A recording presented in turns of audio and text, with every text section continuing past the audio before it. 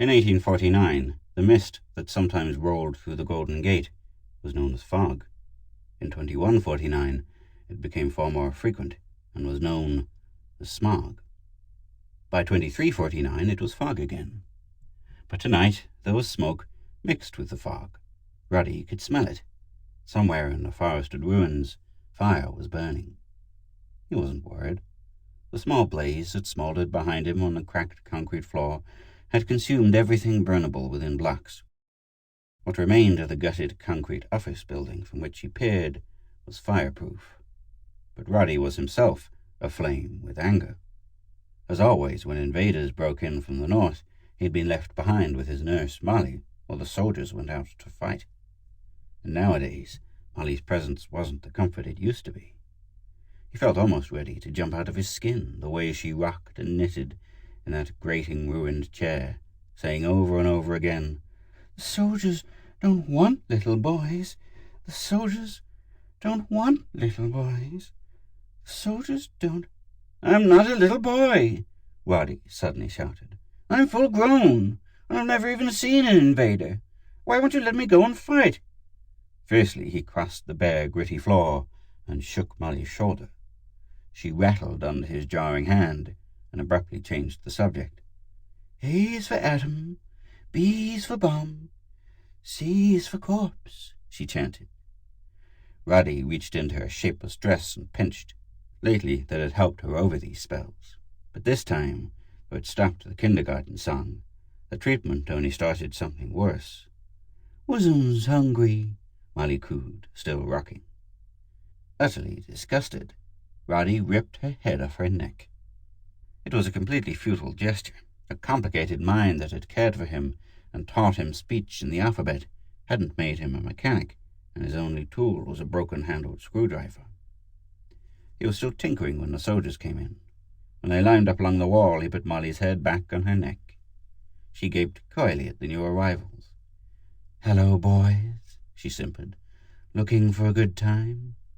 Roddy slapped her to silence, reflecting briefly that there were many things he didn't know about Molly. But there was work to be done. Carefully he framed the ritual words she taught him. "Soldiers come to attention and report." There were 11 of them, 6 feet tall, with 4 limbs and 8 extremities. They stood uniformly, the thumbs on each pair of hands touching along the center line of the legs, front feet turned out at an angle of 45 degrees, rear feet turned inward at 30 degrees. "Sir," they chorused, "we've met the enemy and he is ours." He inspected them. All were scratched and dented, but one in particular seemed badly damaged. His left arm was almost severed at the shoulder. "Come here, fellow," Roddy said. "Let's see if I can fix that." The soldier took a step forward, lurched suddenly, stopped, and whipped out a bayonet.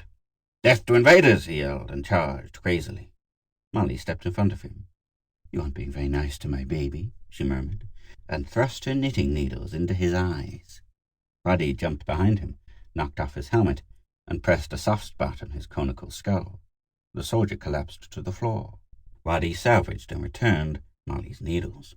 Then he examined the patient, tearing him apart as a boy dismembers an alarm clock. It was lucky he did. The left arm's pair of hands suddenly writhed off the floor in an effort to choke him. Because the arm was detached at the shoulder, and therefore blind, he escaped the clutching onslaught and could goad the reflexing hands into assaulting one another harmlessly. Meanwhile, the other soldiers left, except for one, apparently another casualty, who stumbled on his way and fell into the fire. By the time Roddy had hauled him clear, damage was beyond repair. Roddy swore, then decided to try combining parts of this casualty with pieces of the other to make a whole one. To get more light for the operation, he poked up the fire. Roddy was new at his work and took it seriously. It alarmed him to watch the soldiers melt away, gradually succumbing to battle damage. Shamed him to see the empty ruins burn section by section as the invaders repeatedly broke through and had to be burned out. Soon there would be nothing left of the private property keep-out that, according to Molly's bedtime story, the owners had entrusted to them when driven away by radioactivity. Soon the soldiers themselves would be gone. None would remain to guard the city, but a few strayed servants like Molly and an occasional civil defender. And himself, Roddy reflected, spitting savagely into the fire. He might remain, but how he fitted into the picture he didn't know, and Molly, who claimed to have found him in the ruins after a fight with invaders 20 years before, couldn't or wouldn't say. Well, for as long as possible, Roddy decided he'd do his duty as the others did theirs, single-mindedly. Eventually the soldiers might accept him as one of themselves. Meanwhile, his newly attempted first aid was useful to them. He gave the fire a final poke and then paused, wondering if, when heated, his screwdriver could make an unfastened end of wire stick on the greyish spot where it seemed to belong. Stretching prone to blow the embers hot so he could try out his new idea, Roddy got too close to the flames. Instantly the room filled with the stench of singed hair. Roddy drew angrily back, beating out the sparks in his uncut blonde mane. As he stood slapping his head and muttering, a deranged civil defense firefighter popped into the doorway and covered him with carbon dioxide foam. Roddy fled. His lifelong friends were not merely wearing out, they were unbearably wearing. In the street, even before he'd wiped off the foam, he regretted his flight. Fire was back home, and here in the cold of this fog-shrouded canyon, a mere trail between heaped-up walls of rubble, the diaper he wore felt inadequate against the pre-dawn cold. His cherished weapon, a magnetic tack hammer, was chill beneath the diaper's top, and the broken radium-dialed wristwatch, suspended from a string around his neck, hung clammy against his chest. He stood irresolute on numbing bare feet, and considered returning to the more familiar bedlam. But colder than cold was his shame at being cold. Molly never was, though she knew how to keep him warm. Nor were the others. Hunger, thirst, pain, and coldness were sensations never experienced by his friends. Like the growth he'd been undergoing till recently, these were things of ignominy, to be hidden as far as possible from inquiring eyes. Cold as it was, he'd have to hide. Temporarily the darkness concealed him, though it was not quite complete. From above the fog, the moon played vaguely deceptive light on the splinters of architecture looming toward it. Some distance off, an owl hooted, but here nocturnal rodents felt free to squeak and rustle as they scampered. The world seemed ghostly, yet it wasn't dead, it merely lurked. And as an irrepressible yawn reminded Roddy of his absurd need for sleep, even in the midst of danger, he concluded for the 1000th time that the one who'd built him must have been an apprentice. For just such reasons had developed the hideout toward which he now walked. It had been the haven of his adolescence, when the discovery of how much he differed from his friends had been a shock, and the shock itself a difference to be hidden. His hiding place was a manhole, dead center in the dead street. A weathered bronze bar, carefully placed in the cover's slotted rim, was the levering key that opened its door. Everything was wrong tonight. He couldn't even find the bar.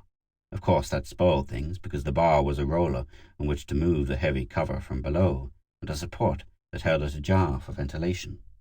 But the example of his friends had taught him above all else to carry out every purpose. Molly was a nurse.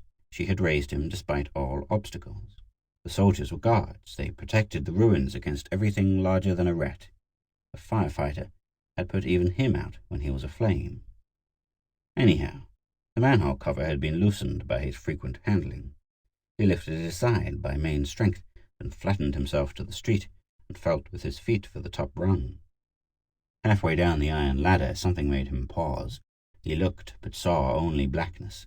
He listened, sniffed, found nothing. What could have entered through the iron cover? He sneered at his own timidity and jumped to the bottom. It was warm.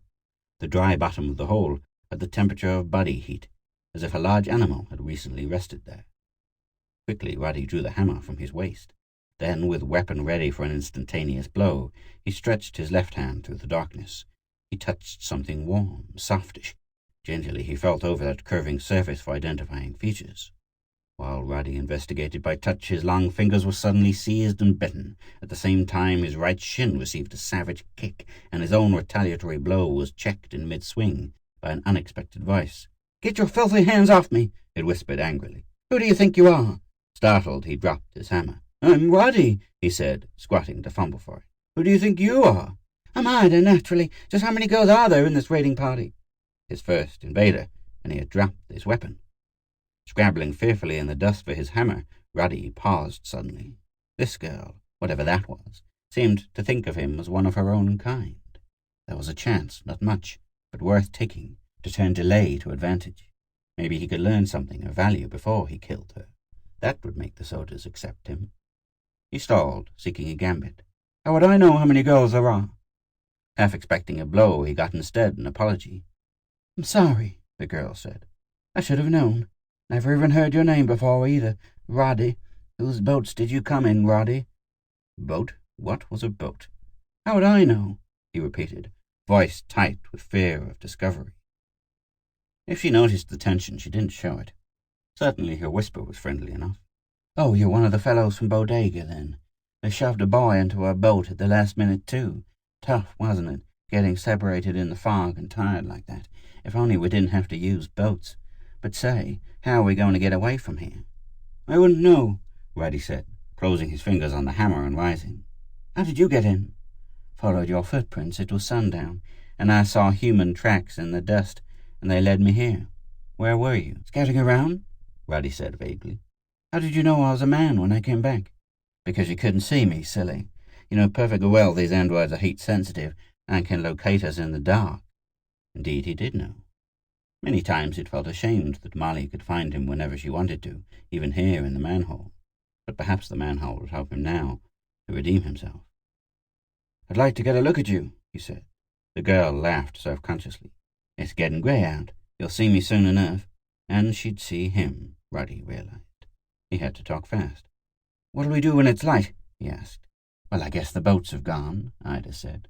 You could swim the gate. I guess you could seem tall and strong enough, but I couldn't. You'll think it's crazy, but I've given this some thought. I even looked at it from the other side. I expect to try the Golden Gate Bridge. Now he was getting somewhere. The bridge was ruined, impassable. Even her own people had crossed the strait by other means. But if there were a way over the bridge... It's broken, he said. How in the world can we cross it? Oh, you'll find out. If you take me up there, I don't want to be alone, Roddy. Will you go with me? Now? Well, she could be made to point out the route before he killed her, if nothing happened when she saw him. Uneasy, Roddy hefted the hammer in his hand. A giggle broke the pause. It's nice of you to wait and let me go first up the ladder, the girl said. But where the heck is the rusty old thing? I'll go first, said Roddy. He might need the advantage. The ladder's right behind me. He climbed with hammer in teeth and stretched his left hand from street level to grasp and neutralize the girl's right. Then, nervously fingering his weapon, he stared at her in the thin grey dawn. She was short and lean, except for roundnesses here and there. From her shapeless doe-skin dress stretched slender legs that tapered to feet that were bare, tiny, and, like her hands, only 2 in number. Roddy was pleased. They were evenly matched as to members, and that would make things easy when the time came. He looked into her face. It smiled at him, tanned and ruddy, with a full mouth and bright dark eyes that hid under long lashes when he looked too long. Startling, those wary eyes. Concealing. For a moment he felt a rush of fear, but she gave his hand a squeeze before twisting loose and burst into sudden laughter. Diapers, she chortled, struggling to keep her voice low. My big, strong, blonde and blue-eyed hero goes into battle wearing diapers and carrying only a hammer to fight with. You're the most unforgettable character I've ever known. It passed inspection then, so far. He expelled his withheld breath and said, I think you'll find me a little odd in some ways. Oh, not at all, Ida replied quickly. Different, yes, but I wouldn't say odd. When he started down the street, she was nervous despite Roddy's assertion that he knew where the soldiers were posted. He wondered if she felt some of the doubt it tried to conceal, shared his visions of what the soldiers might do if they found him brazenly strolling with an invader. They might not believe he was only questioning a prisoner. Every day, his friends were becoming more unpredictable. For that very reason, because he didn't know what precautions would do any good, he took a chance and walked openly to the bridge by the most direct route. In time, this apparent assurance still allayed his fears, and she began to talk. Many of the things she said were beyond his experience and meaningless to him, but he did note with interest how effective the soldiers had been. It's awful, Ida said. So few young men are left, so many casualties. But why do we keep up the fight? Roddy asked. I mean, the soldiers will never leave the city. Their purpose is to guard it, and they can't leave, so they won't attack. Let them alone, and there'll be plenty of young men." "Well," said Ida sharply, "you need indoctrination. Didn't they ever tell you that the city is our home, even if the stupid androids do keep us out? Don't you know how dependent we are on these raids for all our tools and things?" She sounded suspicious. Roddy shot her a furtive, startled glance, but she wasn't standing off to fight him. On the contrary, she was too close for both comfort and combat. She bumped his hip and shoulder every few steps, and if he edged away, she followed. He went on with his questioning. "Why are you here? I mean, sure, the others are after tools and things, but what's your purpose?" Ida shrugged. "I'll admit no girl has ever done it before," she said, "but I thought I could help with the wounded. That's why I have no weapon." She hesitated, glanced covertly up at him, and went on with a rush of words. "It's the lack of men, I guess. All the girls are kind of bored and hopeless. So I got this bright idea and stowed away in one of the boats when it was dark and the fog had settled down. Do you think I was being silly?" "No, but you do seem a little purposeless." In silence they trudged through a vast area of charred wood and concrete foundations on the northern end of the city. Thick fog over the water hid Alcatraz, but inshore visibility was better, and they could see the beginning of the bridge approach. A stone rattled nearby. There was a clink of metal. Ida gasped and clung to Roddy's arm. "Behind me," he whispered urgently. "Get behind me and hold on." He felt Ida's arms encircling his waist, her chin digging into his back below the left shoulder. Facing them, 100 feet away, stood a soldier. He looked contemptuous, hostile. "It's all right," Roddy said, his voice breaking. There was a long, solemn, heart-stopping stare. Then the soldier turned and walked away. Ida's grip loosened, and he could feel her sag behind him. Roddy turned and held her. With eyes closed, she pressed cold blue lips to his. He grimaced and turned away his head. Ida's response was quick. "Forgive me," she breathed and slipped from his arms, but she held herself erect. "I was so scared. And then we've had no sleep, no food or water." Roddy was familiar with these signs of weakness, proud of appearing to deny his own humiliating needs. "I guess you're not as strong as me," he said smugly. "I'll take care of you. Of course we can't sleep now, but I'll get food and water." Leaving her to follow, he turned left to the ruins of a supermarket he had previously visited, demonstrating his superior strength by setting a pace Ida couldn't match. By the time she caught up with him, he had grubbed out a few cans of the special size that Molly always chose. Picking two that were neither dented, swollen, nor rusted, he smashed an end of each with his hammer and gave Ida her choice of strained spinach or squash. "Baby food," she muttered. "Maybe it's just what we need, but to eat baby food with a man wearing a diaper. Tell me, Roddy, how did you happen to know where to find it?" "Well, this is the northern end of the city," he answered, shrugging. "I've been here before. Why did the soldier let us go?" "This watch," he said, touching the radium dial. "It's a talisman." But Ida's eyes had widened, and the colour was gone from her face. She was silent, too, except when asking him to fill his fast-emptied can with rainwater. She didn't finish her own portion, but lay back in the rubble with feet higher than her head, obviously trying to renew her strength. And when they resumed their walk, her sullen, fear-clouded face showed plainly that he had given himself away. But to kill her now, before learning how she planned to cross the supposedly impassable bridge, seemed as purposeless and impulsive as Ida herself. Roddy didn't think, in any case, that her death would satisfy the soldiers. With new and useful information to offer, he might join them as an equal at last. But if his dalliance with this enemy seemed pointless, not even Molly's knitting needles could protect him. He was sure the soldiers must be tracking the mysterious emanations of his watchdial, and had trouble to keep from glancing over his shoulder at every step. But arrival at the bridge approach ended the need for this self-restraint. Here, difficult going demanded full attention. He had never gone as far as the bridge before, not having wanted to look as if he might be leaving the city. The approach was a jungle of concrete with an underbrush of reinforcing steel that reached for the unwary with rusted spines.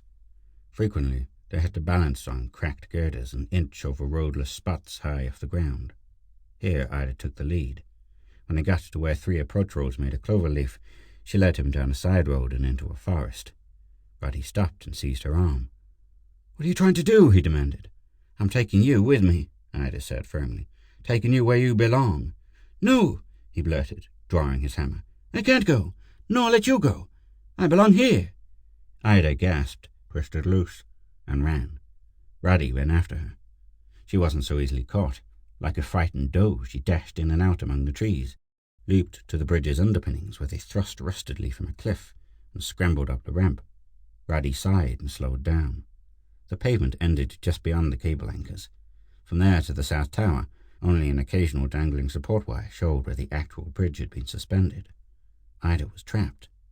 He could take his time, let the soldiers come up, as they undoubtedly would, to finish the job. But Ida didn't seem to realize she was trapped. Without hesitation, she dashed up the main left-hand suspension cable and ran along its curved steel surface.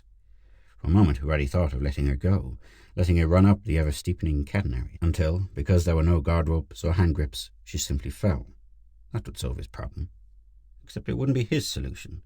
Her death wouldn't prove him to his friends. He set out quickly before Ida was lost to sight in a thick fog that billowed in straight from the ocean. At first he ran erect along the top of the yard-wide cylinder of twisted metal, but soon the curve steepened. He had to go on all fours, clinging palm and sole. Blood was on the cable where she had passed. More blood stained it when he had followed. But because his friends knew neither pain nor fatigue, Roddy would admit none either. Nor would he give in to the fear that dizzied him at every downward look. He scrambled on like an automaton, watching only his holds, till he rammed Ida's rear with his head. She had stopped, trembling and gasping. Roddy clung just below her and looked dazedly around. There was nothing in sight but fog, pierced by the rapier of rusted wire supporting them. Neither end of it was in sight. Upward lay success, if death were not nearer on the cable. No soldier had ever come even this far, for soldiers, as it told Ida, never left the city, were not built to do so. But he was here. With luck, he could capitalize on the differences that had plagued them so long. "Go on!" he ordered hoarsely. "Move!" There was neither answer nor result. He broke off an end of loosened wire and jabbed her rear. Ida gasped and crawled on. Up and up they went, chilled, wet, bleeding, pain-racked, exhausted. Never had Roddy felt so thoroughly the defects of his peculiar non-mechanical construction. Without realizing it, he acquired a new purpose, a duty as compelling as that of any soldier or fire-watcher. He had to keep that trembling body of his alive, mount to the tall rust tower overhead. He climbed and he made Ida climb, till at Nightmare's End the fog thinned and they came into clear, wind-swept air and clawed up the last 100 feet to sanctuary. They were completely spent. Without word or thought, they crept within the tower, huddled together for warmth on its dank, stale deck, and slept for several hours. Roddy awoke as Ida finished struggling free of his unconscious grip. Limping, he joined her painful walk around the tower. From its openings they looked out on a strange and isolated world. To the north, where Ida seemed drawn as though by instinct, Mount Tamalpais reared its brushy head, a looming island above a billowy white sea of fog. To the south of the twin peaks, a pair of buttons on a cotton sheet. Eastward lay Mount Diablo, bald and brooding, tallest of the peaks and most forbidding. But westward over the ocean lay the land of gold, of all the kinds of gold there are, from brightest yellow to deepest orange. Only a small portion of the setting sun glared above the fog bank. The rest seemed to have been broken off and smeared around by a child in love with its colour. Fascinated, Roddy stared for minutes, but turned when Ida showed no interest. She was intent on the tower itself. Following her eyes, Roddy saw his duty made suddenly clear. Easy to make out in the fading light was the route by which invaders could cross to the foot of this tower on the remaining ruins of the road, climb to where he now stood, and then descend the cable over the bridge's gap and catch the city unaware. Easy to estimate was the advantage of even this perilous route over things that scattered on the water and prevented a landing in strength. Easy to see was the need to kill Ida before she carried home this knowledge. Roddy took the hammer from his waist. "Don't! Oh, don't!" Ida screamed. She burst into tears and covered her face with scratched and bloodied hands. Surprised, Roddy withheld the blow. He had wept as a child, and weeping had for the first time learned he differed from his friends. Ida's tears disturbed him, bringing unhappy memories. "Why should you cry?" he asked comfortingly. "You know your people will come back to avenge you, and will destroy my friends." But my people are your people too," Ida wailed. "It's so senseless now, after all our struggle to escape. Don't you see? Your friends are only machines, built by our ancestors. We are men, and the city is ours, not theirs." "It can't be," Ruddy objected. "The city surely belongs to those who are superior, and my friends are superior to your people, even to me. Each of us has a purpose, though, while you invaders seem to be aimless. Each of us helps preserve the city. You only try to rob and end it by destroying it. My people must be the true men, because they're so much more rational than yours, and it isn't rational to let you escape." Ida had turned up her tear-streaked face to stare at him. "Rational? What's rational about murdering a defenseless girl in cold blood? Don't you realize we're the same sort of being, we two? Don't you remember how we've been with each other all day?" She paused. Roddy noticed that her eyes were dark and frightened, yet somehow soft, over scarlet cheeks. He had to look away, but he said nothing. "Never mind," Ida said viciously. "You can't make me beg. Go ahead and kill. See if it proves you're superior. My people will take over the city regardless of you and me, and regardless of your jumping jack friends too. Men can accomplish anything." Scornfully, she turned and looked toward the western twilight. It was Roddy's turn to stand and stare. "Purpose?" Ada flung at him over her shoulder. "Logic. Women hear so much of that from men. You're a man, all right. Men always call it logic when they want to destroy. Loyalty to your own sort, kindness, affection, all emotional, aren't they? Not a bit logical. Emotion is for creating, and so much more logical to destroy, isn't it?" She whirled back toward him, advancing as if she wanted to sink her teeth into his throat. "Go ahead. Get it over with, if you have the courage." It was hard for Roddy to look away from that wrath-crimsoned face, but it was even harder to keep staring into the blaze of her eyes. He compromised by gazing out an opening at the gathering dusk. He thought for a long time before he decided to tuck his hammer away. "It isn't reasonable to kill you now," he said. "Too dark. You can't possibly get down that half-ruined manway tonight. So let's see how I feel in the morning." Ida began to weep again, and Roddy found it necessary to comfort her. And by morning, he knew he was a man.